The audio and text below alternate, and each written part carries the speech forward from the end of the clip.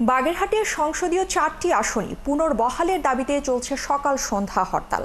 হরতালের সমর্থনে সড়ক আটকে টায়ার জ্বালিয়ে বিক্ষোভ করেছে বাগেরহাট সর্বদলীয় কমিটি। বন্ধ রয়েছে যানবাহন চলাচল। এছাড়া জেলা নির্বাচন কমিশন অফিস এবং জেলা প্রশাসন কার্যালয়ের প্রধান গেটে তালা দিয়েছে হরতাল সমর্থকরা। বাগেরহাট থেকে এনামুল হকের পাঠানো তথ্য এবং ছবিতে প্রতিবেদন।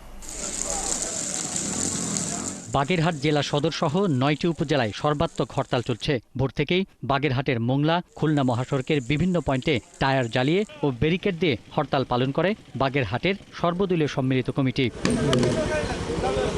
বাগেরহাটের সব উপজেলায় নদী পারাপার, যান চলাচল, সরকারি বেসরকারি প্রতিষ্ঠান, স্কুল কলেজ, দোকানপাট সম্পূর্ণ বন্ধ রয়েছে।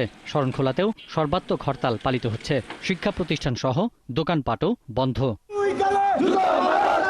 এদিকে বাগেরহাট জেলা নির্বাচন অফিসে তালা ঝুলিয়ে দিয়েছে হরতালের সমর্থকরা।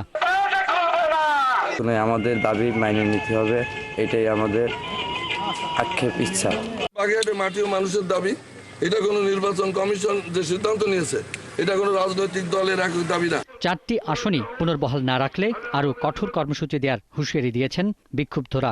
জনমতকে উপেক্ষা করে যদি ইসি এই সিদ্ধান্ত বাস্তবায়ন করতে চায়, তাহলে ইসি যারা এ ব্যাপারে ষড়যন্ত্র করছে তারাই ক্ষতিগ্রস্ত হবে। বাগেরহাট জেলা সহ যে সকল উপজেলায় নির্বাচন কমিশনের অফিস আছে সেসব জায়গায় আমরা তালা ঝুলিয়ে দিয়েছি। আমাদের দাবি আদায় না হওয়া পর্যন্ত এখানে কোনো নির্বাচনী কোনো কার্যক্রম আমরা করতে দিব না। গত 30 জুলাই বাগেরহাটের 4টি আসন থেকে একটি আসন কেটে গাজীপুরে আরও একটি আসন বাড়ানোর খসড়া তালিকা প্রকাশ করে নির্বাচন কমিশন।